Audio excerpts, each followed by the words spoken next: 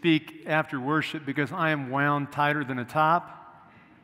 I'll keep my remarks brief, but to say a couple things at the beginning and then walk you through a few things.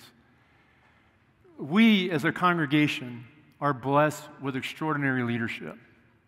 Our congregational leadership, with Jason Dent as the moderator for the last 2 years and Diana as our vice moderator, and those who serve with them, have led our church over the last, through COVID, as exceptional leaders. But the leadership extends all the way throughout the church.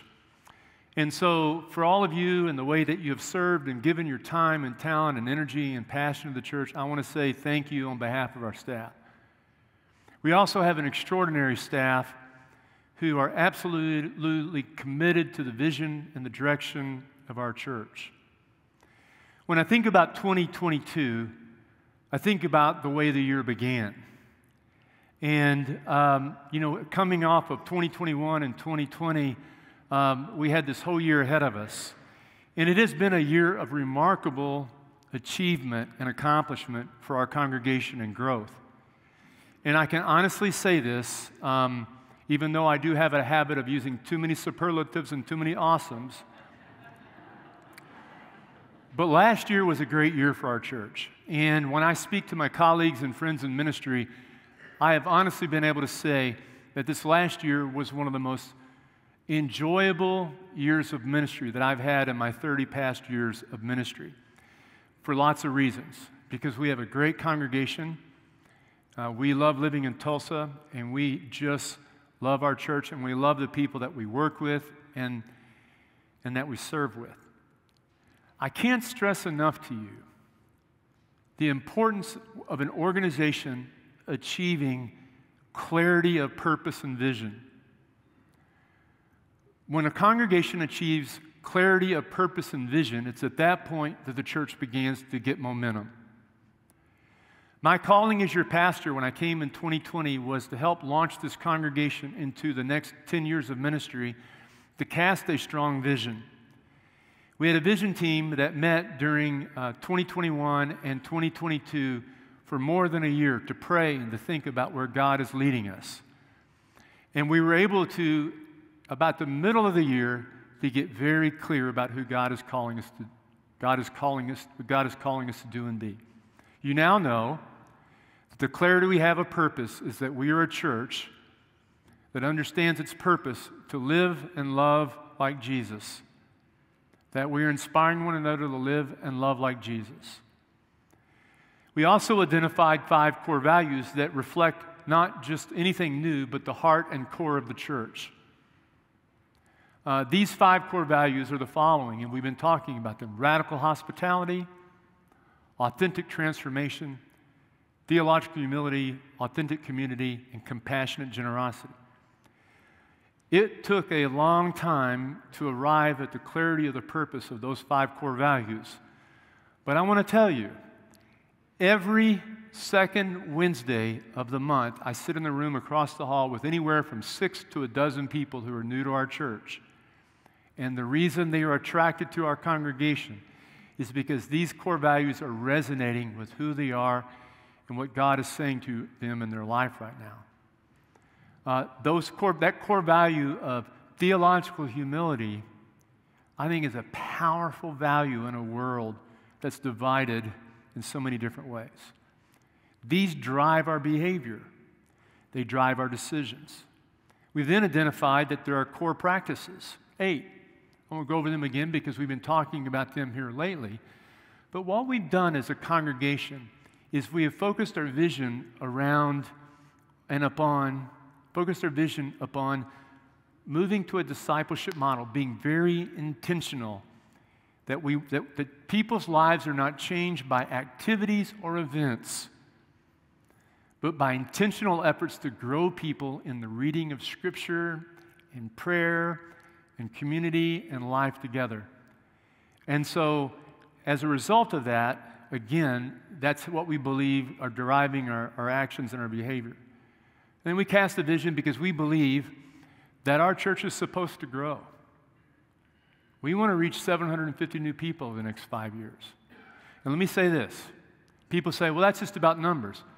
Churches that aren't focused on growing are dying churches. And you can drive by about a half dozen Disciples of Christ buildings in this community that ascribe to that view. Oh, yeah, you know, if you're not focusing on reaching new people, growing the people you have, and reaching new people, you're a dying congregation. So we believe that there are, in a city and surrounding community of more than 1 million people, that there are more than 750 people that want to be a part of a church that values radical hospitality, that values theological humility.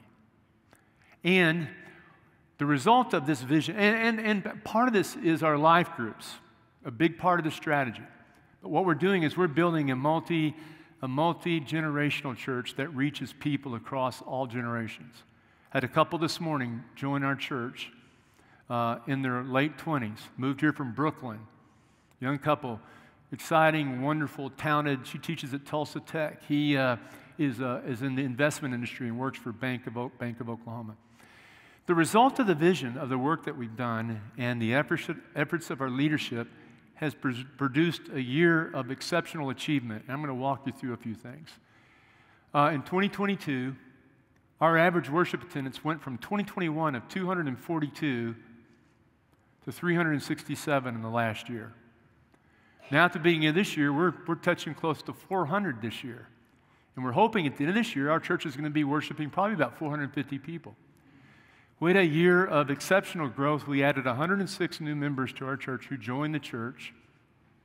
We've also, just roll them down there, would you, David? We had 9 baptisms. We had 8 baby dedications. We had 149 first-time guests who actually wrote their name in. But let me tell you something. If we reach our vision, we're going to have 400 guests in a year. I don't know where they're going to go, but we're going to have 400 guests. We started 14 life groups. Our vision for this year is to add another 15. We gave $168,000 and $651 to outreach to our community, and that was a combined effort of what we budgeted to give through special offerings like Week of Compassion and also through the endowment. And we challenged you to grow in your giving by 10% this year for next year's giving.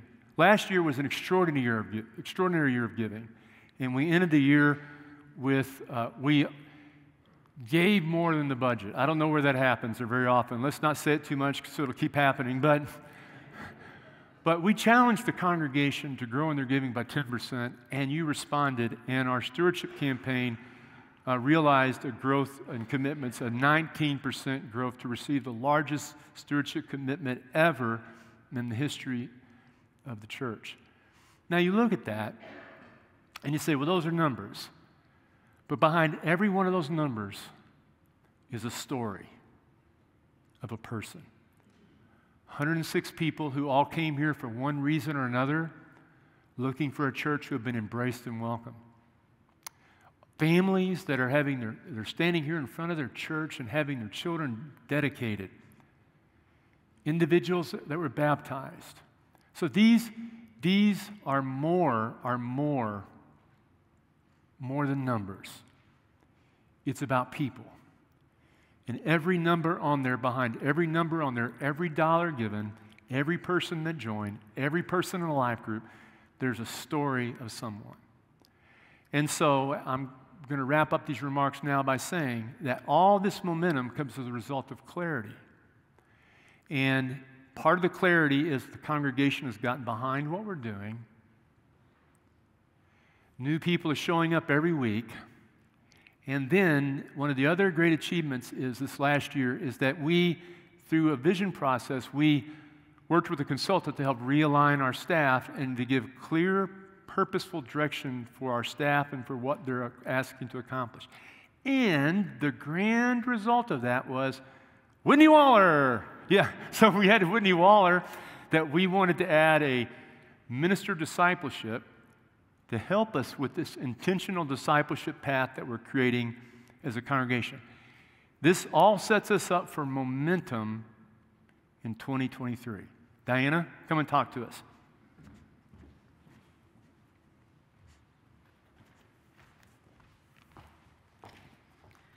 We wanted to give you a preview of some of the initiatives that we plan to undertake in 2023, so you'll know what to expect and what's in the pipe. So first up, we've already mentioned this before, but we will have a new website and a rebrand of our communication. This is a top priority for us at the beginning of the year here. For all these first-time guests, almost all of them will visit our website first. That'll be their first impression of us as a congregation, and we want it to match the warmth and the love that we have here in person. So you'll see that hopefully very, very soon here as we start the new year. Along with that, we're going to work to improve some of our guest services, our welcome ministry, and our signage throughout the building. So Whitney has already begun work on some of that in recruiting some new volunteers and some leadership, doing some trainings. That will continue to grow. And we want to make sure that we have a really warm and soft landing for people who come in, that they understand how they can get involved, how they can meet people, how they can be part of our church. Additionally, with that, we will do a great increase in signage throughout the building so that people walk in the door, they know where to go and how to get to what they're looking for. With that, we hope that there will also be increased opportunities to volunteer. That's another piece that Whitney has already started working on. We want to make sure that if someone volunteers here, that they are contacted, that we follow up with them, that they find a place where they can share their gifts and work together with us as we pursue our mission. So you'll see more and more of those opportunities popping up throughout the year. Also, we'll be launching our discipleship pathway. As David has said many times, this is a church where we want everyone to be taking a next step.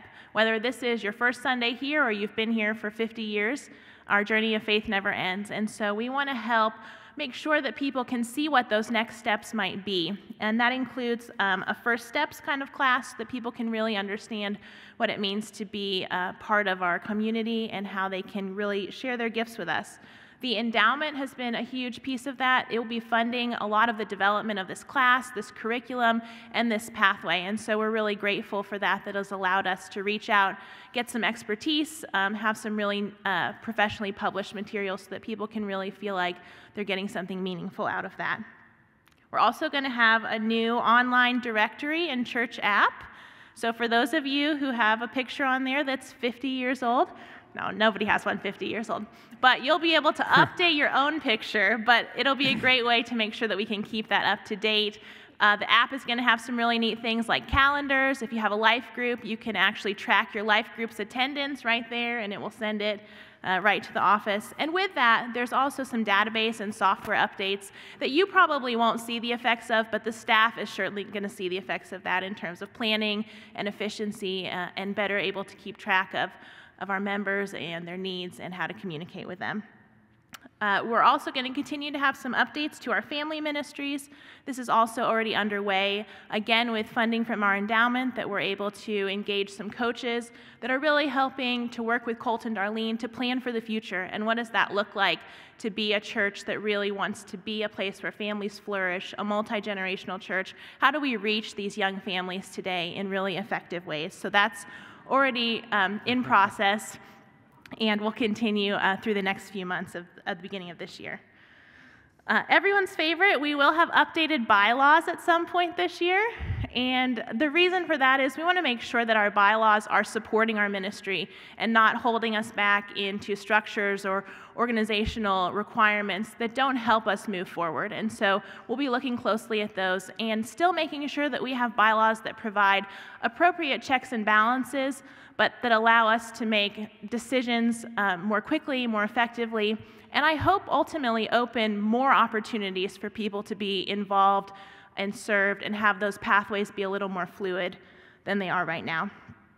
And then finally, we will be launching our endowment initiative officially. Some of you are already aware of our endowment, and I'm about to invite Hank up here to talk to you a little bit about it, but it's sort of had a soft launch until now. And so this year, we're really going to make sure that we have a clear launch to that and that you can see how you can be part of that ministry, whether it's giving to it now or making it part of your estate planning. We want to make sure that you can see how you can be part of that legacy that has allowed us to take on some of these special projects outside our normal programs for ministry that I think are really going to set us up well for the future.